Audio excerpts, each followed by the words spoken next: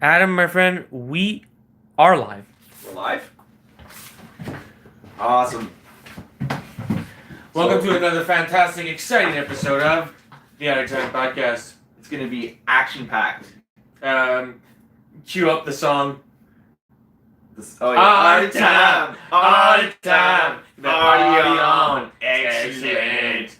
There we go. Nice. Yeah, so This is episode 21, and now we're the legal. most professional. We're legal in all 50 states now. Nice. Even in Puerto Rico? Puerto Rico, I don't think is a state, technically. Alright, I moved the lighting around for some product photography in here, and I notice it in the framing. Oh, it's a little blown out. No, it's the opposite. I'm finding it like there's not much light on us. Oh, we need to do the subject matter of this. Whoa. Let me take this off. Get a little too hot. How's that? We have a new character on the podcast. Is known as the Lighting Master. The lighting master, hey? That's Complements the Frame Master. I think we've achieved it.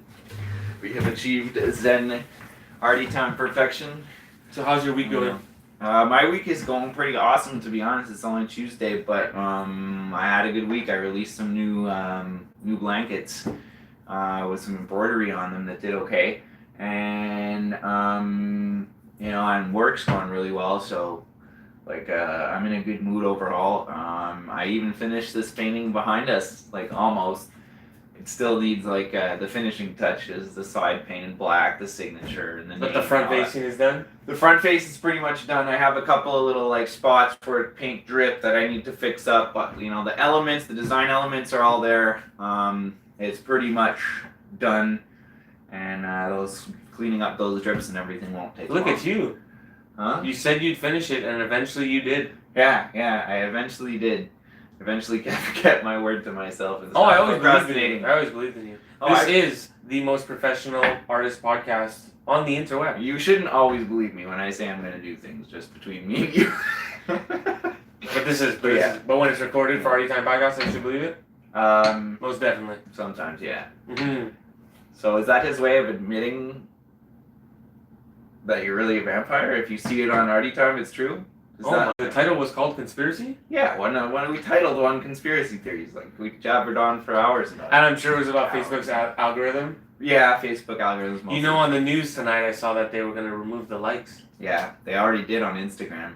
For a lot of people, they're testing that in 7 countries. And if they're doing it now on Facebook, it means whatever goals that they wanted to achieve on Instagram, they achieved. What is the test to see if people are going to Here's my gut feeling. What is this My test? gut feeling is that many of the users on Facebook and Instagram are not really content creators, so they don't care as much if they get likes or not. They're used to getting 8 or 9 likes or 20 likes or whatever. Whereas all the small business people and the people making content that they're trying to share and promote, we're the ones that care if we stop getting likes, because it takes away our social proof. And we've mentioned the concept of social proof previously. Social proof is a psychological concept. Basically means monkey see, monkey do. When humans see other humans doing something a lot, they want to do it too. So social media, the whole way social media helps businesses, small businesses and artists, is when a post does really well, or when a painting gets a lot of likes and other people see that, they're much more likely to smash the like button than if it has 0 likes on it. Or potentially snatch it up because they feel like a lot of people are after it. Yeah, exactly. They want to buy it now because if this many people are liking it, it might be gone tomorrow. So I think that the reason Facebook and Instagram are doing that is because they want to get rid of all the small businesses that are not paying them to advertise. Hold on, this episode is about conspiracy theories. It is what now. I think is that they're gonna do exactly what they did on Facebook, which is people who used to get thousands of likes ended up getting less than 50. Mm-hmm. But if they show that openly, people might jump ships like they did on Facebook. So now they're gonna do that again. You're gonna get 50 likes or whatever, but they're gonna mask it to the rest of the people so that if you talk about it, you're gonna seem crazy. Mm-hmm. Look at my phone, you have to understand. Mm-hmm. You know what I mean? And what's that called when you... Oh, Gaslighting. Yeah. We're back to the gaslighting. Mm-hmm.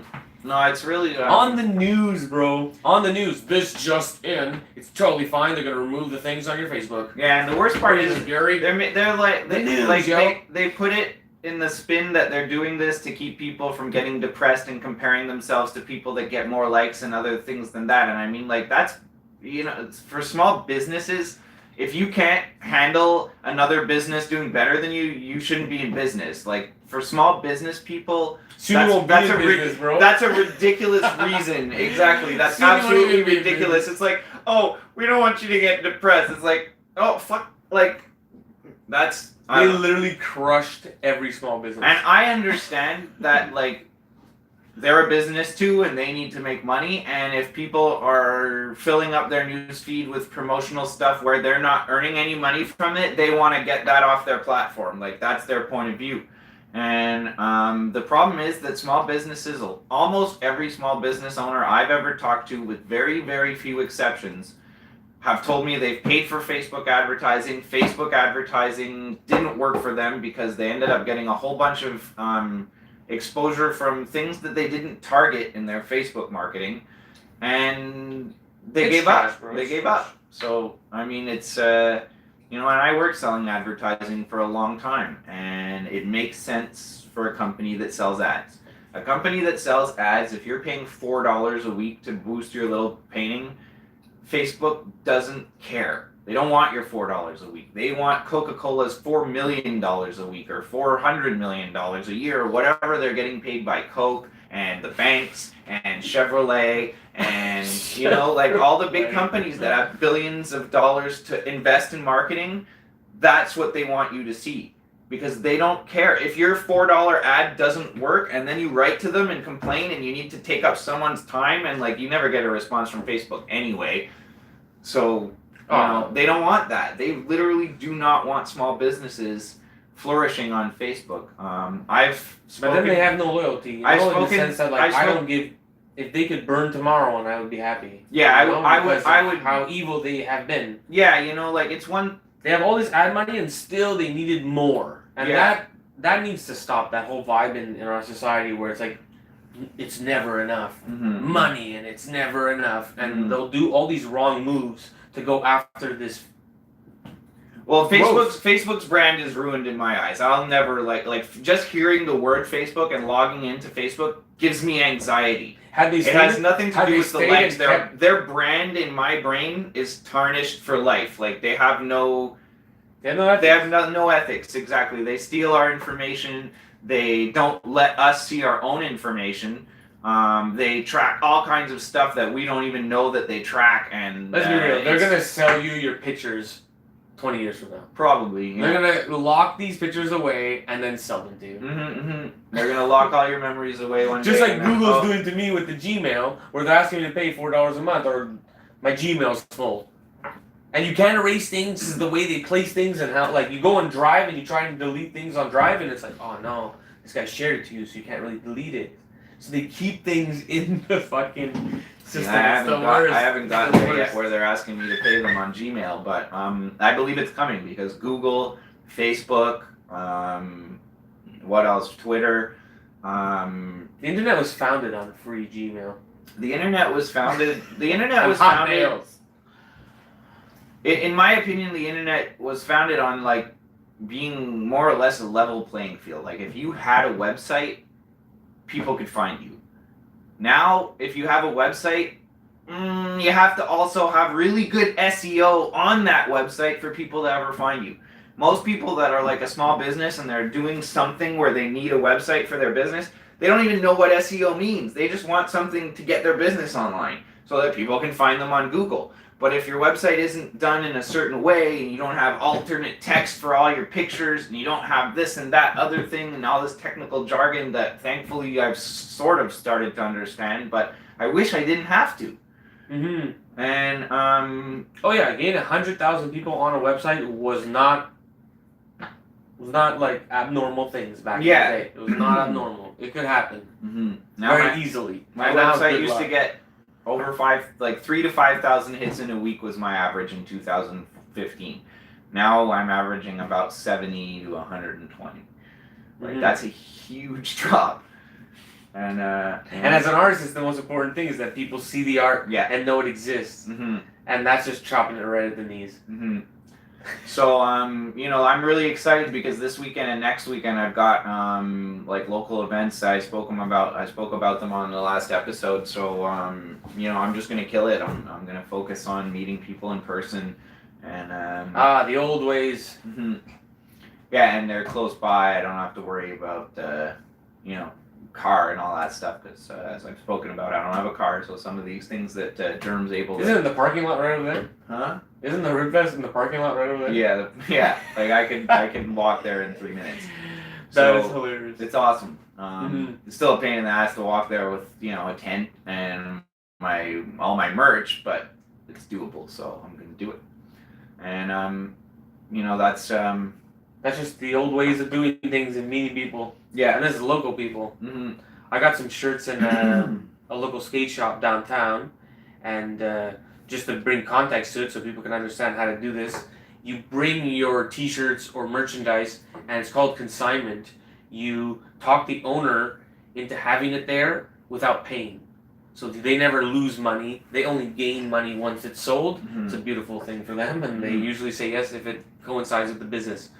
And you go around and you plant those seeds in various spots in your town, and eventually you'll be doing the same route again, but there'll be money instead of your product.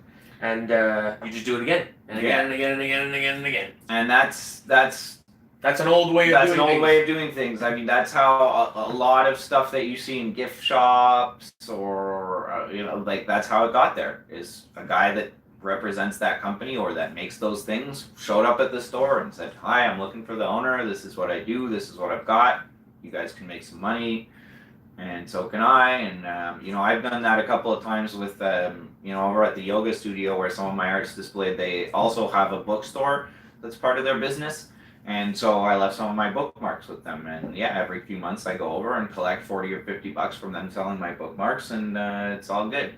So yeah, what he's talking about is definitely you know, doable. That's the way that a lot of guys on shows like Shark Tank started their business. Yeah, don't go crazy and start going to all kinds of places and spreading yourself thin. Really target a few things. Pick 3. Start with 3 maybe. Things that are close by that you can get to too.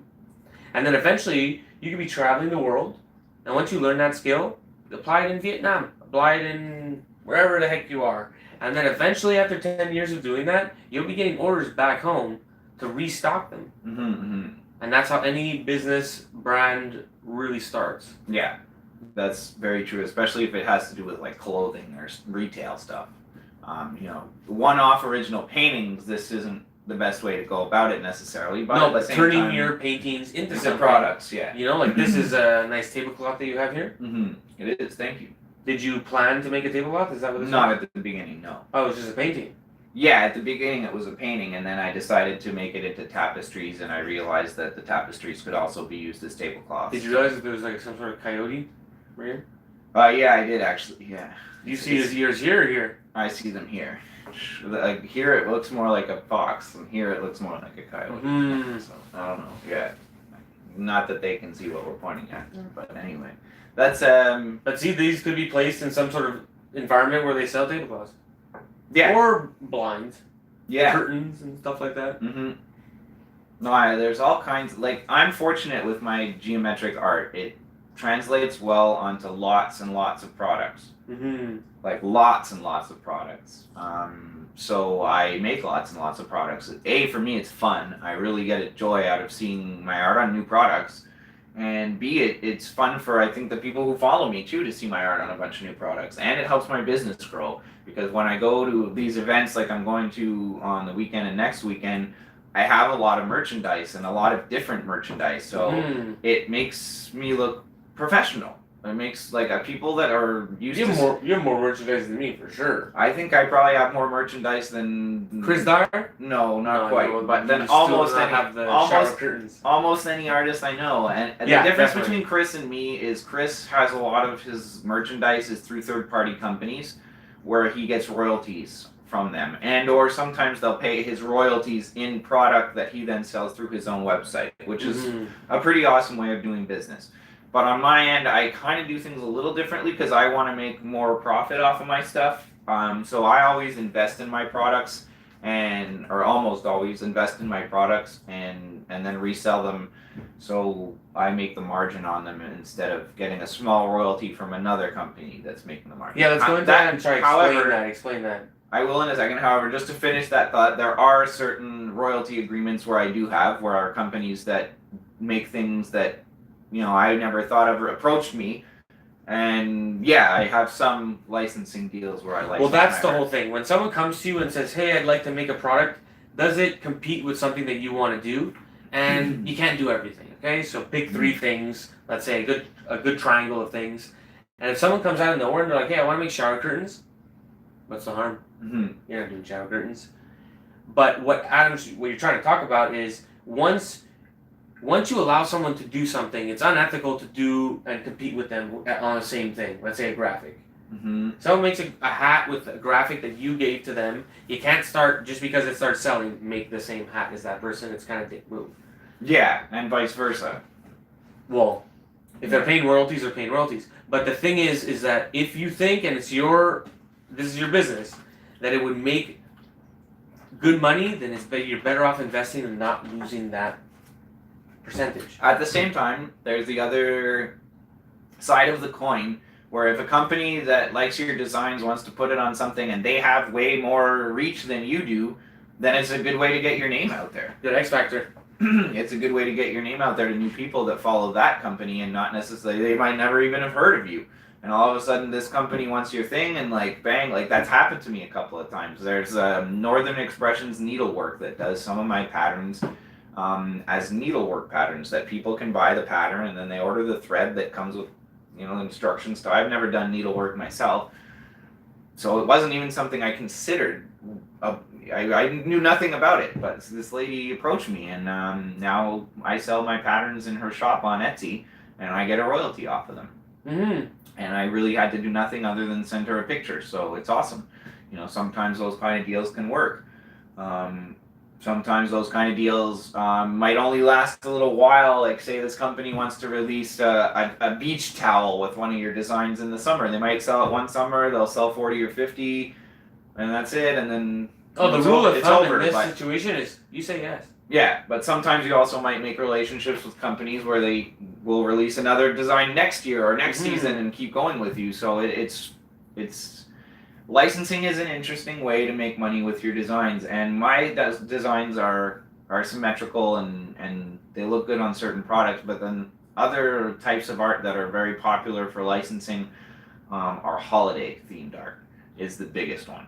Anything Halloween or Christmas themed or Valentine's Day themed, like that's mostly what art licensing companies are looking for, because they sell them to like Hallmark greeting card companies and companies that make, you know, the advent calendars with the chocolates before Christmas, and Christmas card companies, and you know, holiday stuff is big sellers. So those are the types of art that generally sell well to art licensing companies. But on the other hand, there's all kinds of niche fandoms and niche you know, kinds of art that might do really well too. Like there might be a company that makes the Rocky Mountain calendars, and if you paint Rocky Mountains all the time, they might want your Rocky Mountain paintings on their calendars, and they might want to have a whole series where you're the artist, and like, you never know. So those are some ways to make extra money as an artist, is getting licensing deals. Now what I was talking about before with margins and everything like that, let's like break it down a little bit. My best product with the margin is, let's say, a t-shirt, which I can get for $250 new, blank, and apply very little ink to it, like cents of ink. So now let's say that $3, and low end I'm selling for $20. So the margin is basically like what you paid to get the product versus the amount of profit you make on it. Exactly. So if you're getting a royalty, the person's handling that, selling it for something, but they want their profit for being in this before they give it to you. And that's where the margins come in. Like he has a margin as well. For example, like say I buy something for $10 and sell it for $50, then I'm making $40. If that company buys my design and puts it on this thing that they're paying $10 for, and they sell it for 50, but they only give me 10% royalties, then I'm only making $5. Whereas if I bought the product myself, the same thing, and sold it myself, I could be making 30 or $40 every time I sell one. Mm-hmm. So that's the difference. And it's not to get greedy with this man's product that you don't even know a thing about. But if you're an artist, selling a T-shirt is one of the easiest things to do. Yeah, T-shirts. It spreads the message about your art. Most artists can put their shit on a T-shirt. It's not unthinkable. Yeah, no, it's very easy. So they can get it on a shirt, and it's always applicable. People you meet wear T-shirts. Mm-hmm. At some point in their life, they wear a T-shirt. Mm-hmm. So it's relatable, and that's a product that I think most artists should get in on. Yeah.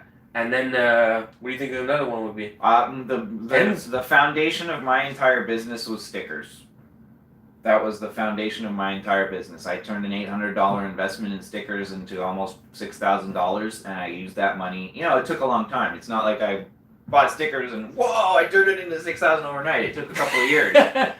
But over that couple of years, I invested some of the money I made into prints and some of the money I made into silk scarves. And once I started releasing silk scarves, people started thinking my art a little more higher class than when there's just that's the stickers big and things difference like when you have the margin. When you have royalty, you come in and you burn it. You just buy things and you fucking spend and you treat it like nothing. But when you have the margins, it keeps rolling on itself and getting bigger and you bigger. make enough that's money what that a you can business is. reinvest it. Yeah. Making money off royalties, making enough money off royalties to really grow your business is tough.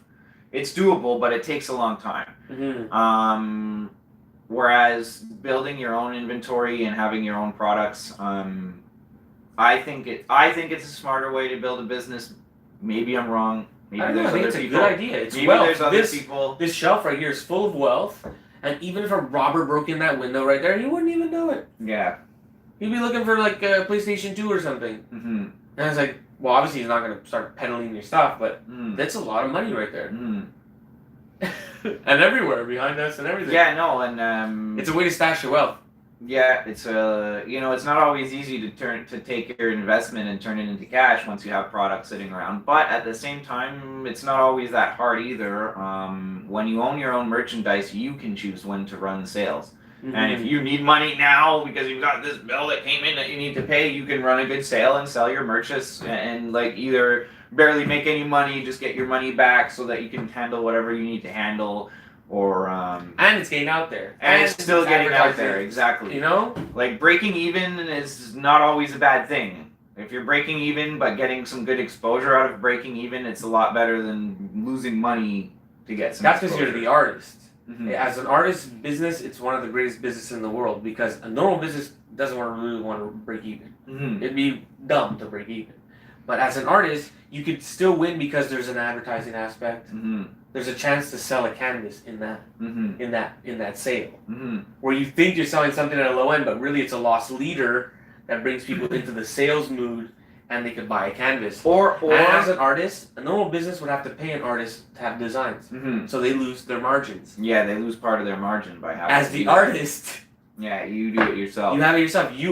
Artists, businesses make the most, I think, margins. They can, yeah, depending. Like some of my prints, sometimes 10,000 for a canvas. It's crazy. Yeah, some of my prints, I made over 1,000% profit on.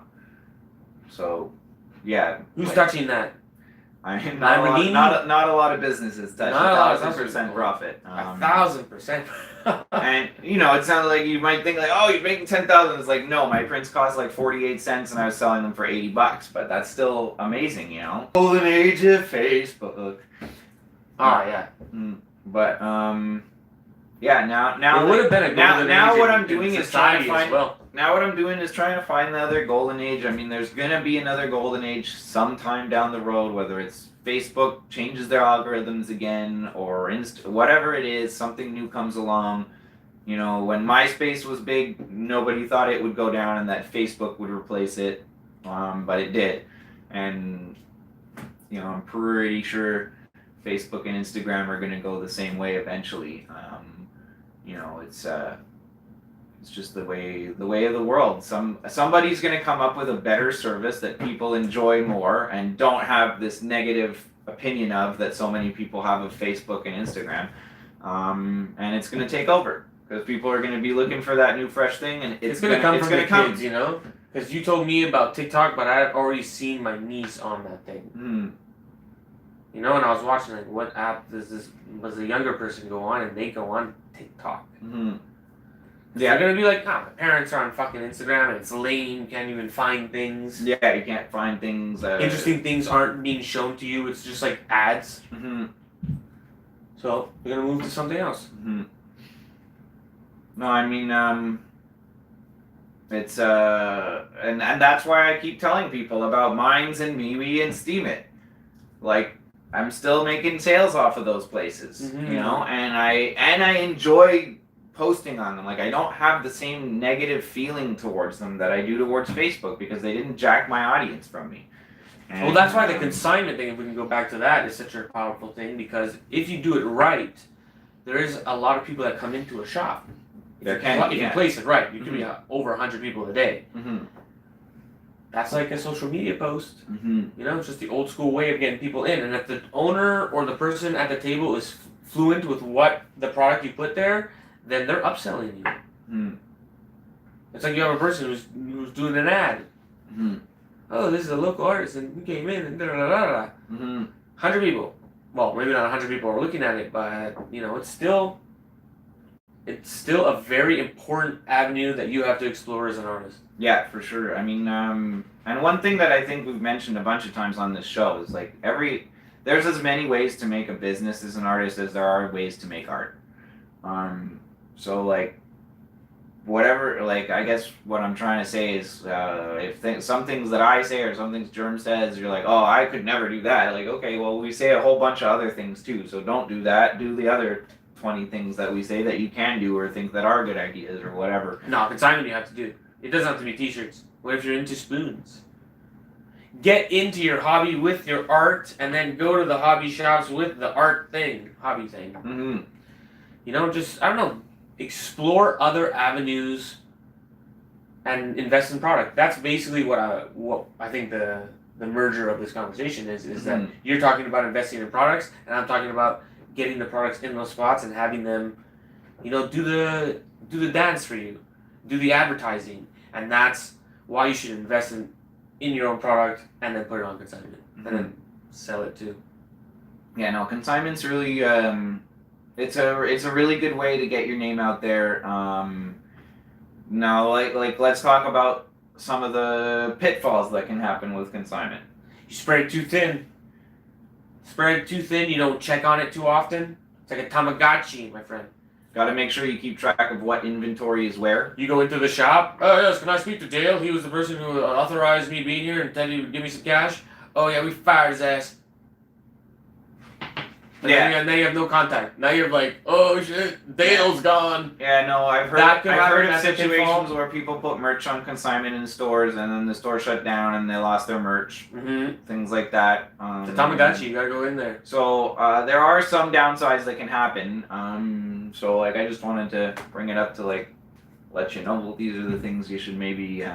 That's why I was talking about. Try with 3 at the beginning and check on them. Mm-hmm. Yeah, you have to check on them. If it's not selling, that's also something that could be on you. That the product is not ready for the open market. It could be. It could also be that like sometimes when you're there in person, they'll really respect you and they'll be nice to your face, and then you go back and this thing that they said they were going to sell for you is on a shelf in their back room and they're not selling it at all. Mm-hmm. That can happen. So. And also, you can be in there and you could be like, oh, I made this. And that could sell. And I know it does. So going in has its downfalls and its upsides too, you know? Mm-hmm. That's what I'm saying, check on these spots. Mm-hmm. And if you sell live in front of the manager or whatever, they'll notice that. Mm-hmm. They'll notice that this person like talks the talk, you know, and gets that thing to move. And it shows them that all you have to do is talk about that thing. Mm-hmm. That's my philosophy in sales. If anyone's learning sales, you just have to learn how to talk about it. Mm-hmm. Because if you're not talking about it, then there's nothing to talk about. Yeah. So get fluent in talking about the things that are for sale. Mm-hmm. And get fluent in talking about your art in general. We've mentioned a bunch of times that the way that art sells is usually because of a story. The story of your career, the story of why you make art, the story behind the piece, the story behind your rent. Yeah, the story. The story is what's going to sell your art. So now in 2019, with people being able to follow artists a lot more closely on social media instead of meeting them once in a blue moon at a gallery event or something, and maybe getting invited to a studio once in a while, artists are a lot more accessible. So it makes it easier for people to follow the story to a certain extent. If people are paying attention to your social media posts and clicking like all the time so that they will see the next one, then they kind of can follow along your story. And that's what TikTok is good at. If you're out there and you're trying to get your art career going, check into TikTok. It's basically Instagram stories without Instagram's algorithms that keep your followers from even seeing them. So, that from what I understand about TikTok, that's what it is. Short format videos where people that follow you see them. No. Yeah. So I think part of the reason that... And then Instagram will buy it. Part of the reason... Yeah, Instagram's going to buy it. So get in and ride that. If you like making short form videos and Instagram stories is the way you market your art, get on TikTok now. Don't wait till Instagram buys it, because once they do, they're going to ruin it, just like Facebook did with Instagram. So, I don't know. And I don't know.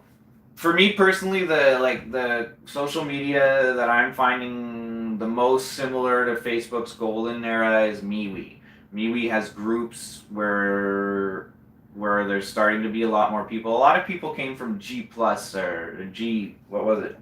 G Plus, I think. Yeah, G Plus. Google's social media. When that closed, a lot of people came from there to MeWe. And because of the fact it has a lot of groups and it's easy to share to groups, like you can click share and then it gives you a list of groups and you click share to that group and it'll share it, and then you click share and share to that group. It makes it easy to share to a lot of groups quickly, and by joining groups that are targeted towards your target audience, it makes it easier to get your art in front of people that are probably going to have a higher percentage of liking it than just random people. So, my art, I join groups about light workers and human ascension and things like that. That's why people love Reddit, too. And people are starting to find my art with that. I'm nervous of getting on Reddit to share my art, because I heard that people on Reddit will tear you down if you're self-promoting. And that's what I own a business. I'm always self-promoting. Anytime I show my art online, somebody can be like, oh, you're just self-promoting. Yeah, but on the Reddit one, you just have to be nuanced about it, where it's like they just want you to post the thing, the year, and the size of the canvas. Fine. Mm-hmm. And if you did it, then you don't have to write Adam Miller, because you're the fucking guy posting it. Mm-hmm. And that's what you do. You title, acrylics, the size of the canvas, the year, you post it.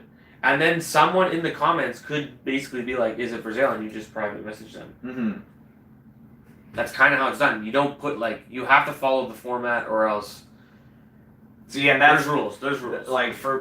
But it's good. For the way I was working with social media, that was too much of a pain in the butt to do it when I had 9 other social medias where I can copy and paste to go in and format and worry about all their rules and other algorithms. I don't do it either. They have bots that delete my post if I fucking miss a comma or something like that, and eventually it's Pavlov dog. Mm-hmm. You're just like, okay, fuck, dude. Well, that's what I post a picture here, make people laugh, and it's like, all right, sorry. Mm-hmm. Commas are so important. But I get it. We just need to have Albanian wives. Mm-hmm. There's no use in arguing. Shut that Albanian wives, and they'll take care of all that. Yeah. Because, the exposure on the internet is really important. Because at the end of the day, even people who meet you in person, they're going to eventually, hopefully, follow you online or join your email list or something. Like, you don't want to just meet them once and then what? Then hope you run into them again on the street somewhere? No, they got to follow you and get in touch with you, get on a list, follow your Facebook, follow your Insta, whatever it is. You know what we should do, bro? So there's what's the word I'm looking for? A precedent. No, there's a relationship between what goes on in real life and what goes on the internet. Mm-hmm. So, Precedent works. like that's how I found out about these events that I'm taking part of, is because I was invited through them on the internet. I didn't find out about them by meeting someone in person. Would you be down to put money on the line and hire some Albanian wives to put our things on Pinterest, all kinds of things, and then we'll search and see what comes up? Well, yeah, I would. I mean, but not until my debts are paid. Like, I definitely want to do all this, but I want to pay my debts back first. Nah, $100 won't do it. No, what? They're gonna sit there and fucking enter things on Pinterest. The problem is, No, is that pictures you're gonna get for on what Pinterest. for what I want to do, I'm not interested in hiring an Albanian wife to put 100 pictures on Pinterest for me on one day and that's it. I'm interested in hiring an assistant that's going to consistently every single fucking day do my stuff for me, or 5 or 6 days a week anyway. Going to take my posts and put them everywhere for me so that I don't need to do that. That's what I want an assistant for personally. Because the important thing is long-term consistency. And whatever platform you're on, if you're not consistent and you're not posting often, which I'm at that spot right now, because I get home from work and I don't want to deal with the headaches. Do you care if it's a guy or a girl? No, I mean... You're a homosexual, eh? If I'm getting... yeah, as long as it's not another fucking vampire. I'm not doing it. So, yeah, I mean... We made the Albanian wife joke because the first person I was looking into was an Albanian woman. So and I liked what she had to offer because of the way she proposed her packages. Like I could tell she was into marketing. Her packages were called the Knight package, the Prince package, and the King package. And you wanted the King package. I wanted the King package, of course. Like just the way she marketed to me made me feel good. It's like, all right, I'm the king. Might as well get the best, you know, be the Mandela King, Mandela Master. So for me, that's what I want to hire an assistant for, is to help me with the consistency. Because on days when I'm like, oh, I just don't feel like fucking putting it on Facebook, and then on MeWe, and then on Minds, and then on Steeman, and then on Pinterest, and then on LinkedIn, and then on Twitter, and then on YouTube, and it's like, I just don't feel like doing it. I don't feel like doing all that. It takes hours, and it's not fun, and like, I could be painting, I could be doing all kinds of other things that I enjoy doing, other than sitting there in front of a computer, copy pasting shit to a bunch of different social media. So I want to have somebody that does it and that does it properly, because one thing that algorithms do, you know, there's apps you can use that'll save you time, or it'll post to Twitter and Pinterest and Facebook and Instagram, but you'll get shadow banned because their algorithms know that you're using that app, so your reach is going to be garbage if you use those apps. And the reason is they want you to come into the app. Yeah, they want you to come into the app to see their advertisers. And if you're coming in through it sideways, through Hootsuite or whatever it's called, or shut it down. They don't want you. Yeah. Yeah, shut her down. So it's to the point where even if you copy paste instead of type it in on Facebook, Facebook knows that. Facebook knows that you didn't type in that status that on Facebook, that you copy pasted it from somewhere, and less people will see that. Shut her down. So, you know, I need somebody that understands that on Facebook they can't just copy paste it. They got to type that in one letter at a time. And same thing on Instagram, and on Twitter they can copy paste it and it won't get shadow banned as much. And on Pinterest they can copy paste it and it won't get shadow banned as much. But on Facebook, they literally got to type it in. And then watch a couple ads. Yeah. Scroll, watch a couple ads, and like, we got one. We got one. What are you gonna do? It's no longer the golden age. This will be known as the dark. The dark ages of the internet, yeah. Dark. No, it's kind of dark, yeah. Yeah, the dark ages of the internet. Like, it's so hard even to find content creators that you know, I subscribe to. It's hard to find them on Instagram. If I don't know their Instagram name, like, I'll never find them. That's so funny. It has the algorithm for all the people that you may love. Yeah. Right behind a wall. Yeah. No, like, it knows who I interact with on a daily basis and who I didn't interact with. And right now, Instagram has me completely pretty much banned. Like, I can't like posts, I can't comment on posts. You know. And that's because you came at it sideways. And that's probably because I came at it sideways. Yeah, I don't put social media on my phone. So he uses a desktop app. I won't put social media on my phone, so I use he's using a desktop app, and they're probably shutting her down. Yeah, that's probably why I got banned from liking. Can't comment, can't like. I can't comment, I can't like, and what's the other thing? There's something, I can't message people. or receive messages. Whoa. So like, what's the point? What am I using Instagram for? Yeah. It's like masturbating in a mirror. If like, here's a post that you can see, but I can't reply to your comment. I can't read your messages. So like, what the fuck, Shut her down. Shut her down. So like, fuck you, Instagram. Fuck you, Facebook. Really, from the bottom of my heart, fuck you. Oh my god. So It's so brutal. It's so brutal.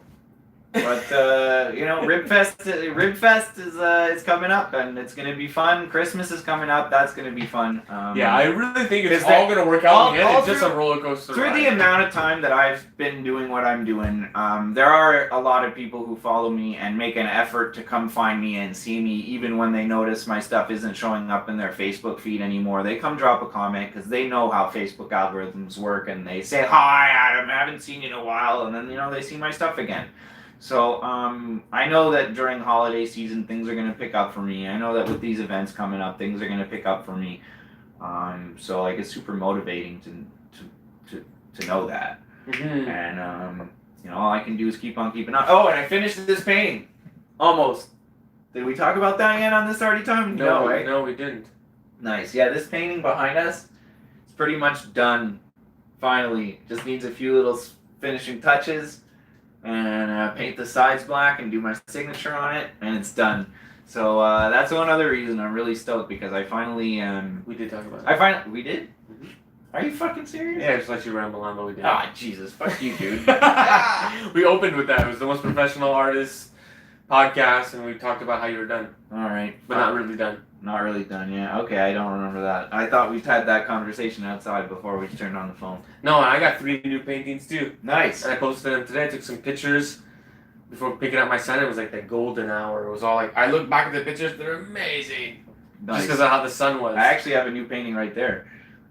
Which one? The The green one? yeah. Let's take it out. Yeah, that's for last month's supporting patron winner. So I actually have to do the draw. I'm gonna do the draw like tomorrow or the day after. But yeah, this painting is what I created for last month's supporting patron winner.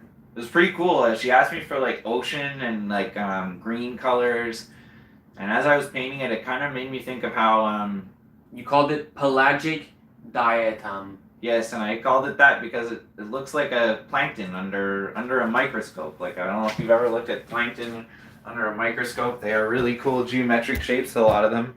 No, my access to plankton has been low recently. But your access to Google is not low. Oh. So type in plankton under a microscope on image search, and you can see something like this. And so yeah, that's why I named it pelagic diatom. So there we go. And have you were gonna start a Patreon at one point? Did you ever do it? I filled it out. They sent me emails, but fuck that. Because They're gonna take, it's like Etsy. They're gonna change the percentage on me. I'm gonna build a platform and they're gonna sneak it away from me. they might, but they might. But I know a few other artists who like I don't know if you know, but you've seen my art that I own by Calyptus, the one with the big zebra stripe in the middle. Yeah. He just recently started a Patreon, and it's doing okay for him. And the thing with Patreon is, like, I built my own Patreon on my own website for that reason, like you said, because I didn't want them to be able to yank the platform out from under me at any point for any reason.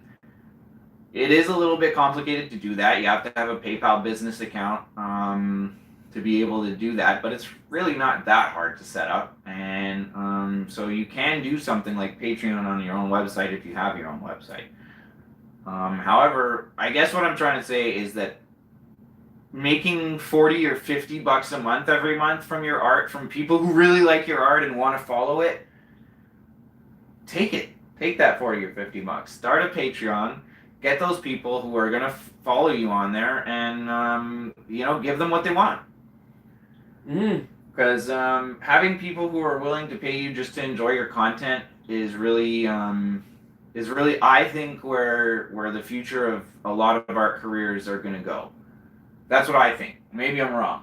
But I think the future of a lot of art careers are going to go similar to a subscription mode. Because we have our business expenses going through the roof to reach an audience. So for us to reach an audience, we need to make money off of whatever audience we can reach somehow. So I think that subscription model is going to be a way that a lot of artists are going to grow their careers in the next 5 to 10 years. Maybe I'm wrong. I think it's going to be more of a... My model is you can watch for free. Mm-hmm. And then if anybody wants to be seen on camera with me that isn't cool, they got to pay. And I think that's the model, is that I'm going to charge the high-end people. You know what I mean? You should charge companies because you have the eyeballs and they do not have the eyeballs, and that's where the business. But right now, I don't have the eyeballs. I can't prove that I have the eyeballs, and neither will you be able to prove that when they take better your eyeballs, away. and then I guess you're right. And then they'll be the only ones with the eyeballs. Yeah. We have all the eyeballs. Yeah, exactly. So, you know, for me personally, I don't think that social media is gonna, or at least not the existing social medias. I don't think. Well, it stresses me out to think that I have to be on Patreon too, and that's why I kind of don't want to do Patreon. Mm-hmm. Stresses me out to be on another social media. I don't have Wi-Fi at home, so when I already get to Wi-Fi, it's a mess, bro. Mm-hmm. Don't need more of that. Mm-hmm. See, I do need more of that because I feel like that's how my business is going to grow, is by making sure I'm consistently there on many different platforms. That's what I think. Mm-hmm. Because when I was consistently there on many different platforms, it was working better. Now I don't have the energy and the time to be consistently there on all these platforms all the time. It's just like at work you can't go on the computer and time-consuming. post some shit while you talk. Not really, because I don't have my hard drive with all my photos on there. Yeah, but if you just bring it. Yeah, I can, but like honestly, I don't want to start getting in trouble at work. You know, my job pays me a lot of money. I don't need to fuck that up. So, you know, yeah, maybe I could sneak it in there, but I it's not even something I want to start doing. You know, when I'm at work over there, I need to be making sales over there and making my money the way I do over there. So, and the whole idea behind me getting a job was to take some of the stress off my art career, not give me more stress for my art career. So, it has taken off a lot of stress, but it might have taken off a little too much stress because now I don't post regularly. I don't have to post every day because my bills are going to get paid whether I post every day or not at all.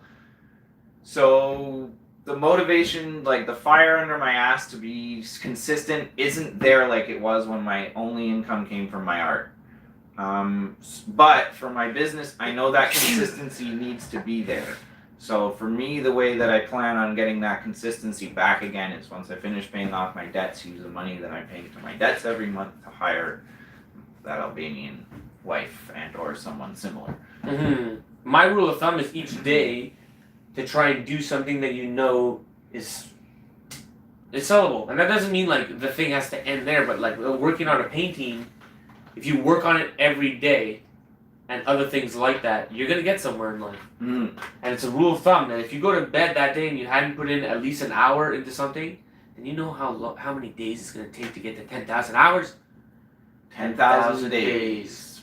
Just like these podcasts. Just like Tool. Tool took 10,000, more than 10,000 days to release their album, didn't they? It just came out. Yeah, I don't know. People have asked me, have you listened to the Tool album? And Me too. I'm really not in a rush to listen to it. They made me wait 10 years to have it available to listen to. It's like I lived without a new Tool album for 10 years. I can live without it for 10 more days or whatever. It's like, I don't really care. Yeah, and that's pointing out the consistency. If Tool had released 3 albums between now and their last one, I'd probably be super into listening to this one. But over the last 12 years, my music tastes evolved. And I don't really care. Mm-hmm. You know? I'll listen to it one day, I'm sure, and I might even really fucking like it. But at the same time, I'm not in a rush to go out and buy it or listen to it. It'll happen when it happens. So, yeah, and that's cool that worked in with what we were talking about. And I know for me personally, if I make a post every day on all my social medias and if I paint every day, things with my business will probably go better. But honestly, the social media thing stresses me out and depresses me because I'll go through the whole thing and, you know, spend 3 or 4 hours doing it after I get home from my work shift. And, you know, I don't see results for 3 or 4 days of it. And then it's like I put 12 hours of my week into doing this and I'm not making any sales. getting likes and a few comments here and there, but Yeah, you got to reset the priorities. Like, you got to yeah. make a list of the things that you should be doing, because all that you should be doing is small tasks, Mhm. and they're easily to tackle once you break them down to small tasks, and then put them in a state of priorities. Which one is the smartest move to do? It's most likely the dumbest, quickest one. Mhm. You take care of it, and then after that, you'll see that social media is not at the top. Mhm. Social media is an aftermath. Mhm. You should be painting every day if Mhm. that's what you do, or you should be creating the thing that then becomes a post. Mhm. And if you realize that in priorities, you would never get into hours of social media, because you realize that you're squandering the whole thing. Mhm. So you get off the computer super fast and you'd be back onto 1, 2, or 3 in the priority list. Mhm. So make a priority list. Sure, I mean, for me, like, What's your priorities? right now, my priorities are honestly to relax and to reconnect with why I make art and what my passions behind it are. For the 3-4 years, That's super like important. That's rest. for the last 2 or 3 years that Facebook's been slowly eroding my business and Instagram's been eroding my business and everything, it hasn't really been fun. No, you didn't even rest. You just like rode a single ship. And to the ground. whole thing Panicking all the time. consumed my thoughts was how am I going to reach people? What am I doing with my life? This sucks. Like it wasn't fun anymore. And I didn't have time to enjoy my passions, and I didn't have time to read a book, because every time I would try and relax, my brain would tell me, you have to pay the rent. You have no money to pay the rent. Go make a post. Go on social media. There isn't a new Go tool throw out yourself yet. in the fire. You know, like, so I'd go jump on social media and then get stuck in the scroll for 2 hours and fucking the Trump bullshit and this and that and the other thing and all these depressing things and kids are killed and police are shooting and and like I'd end up feeling terrible after. And it's like I'm addicted to social media. For me personally, the way like forward is I need to not be in that zone as much anymore. For me personally, for my mental health.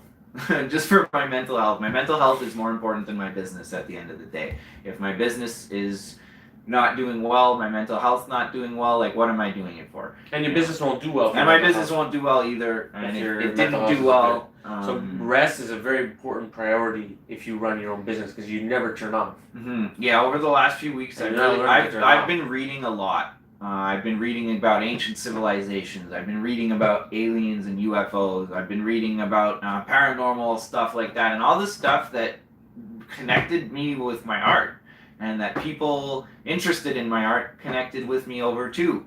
You know, I sort of got away from all that because I didn't feel like it was time well spent when I could have been, you know, working on my website or you know, ordering new product. Like I was a workaholic, and is what it was. I was pretty one-track minded with my business, and it ended up biting me in the ass because I didn't take care of the rest of the parts of my life, and I ended up sad and depressed and cranky all the time, and you know, I don't want to end up in that same spot again.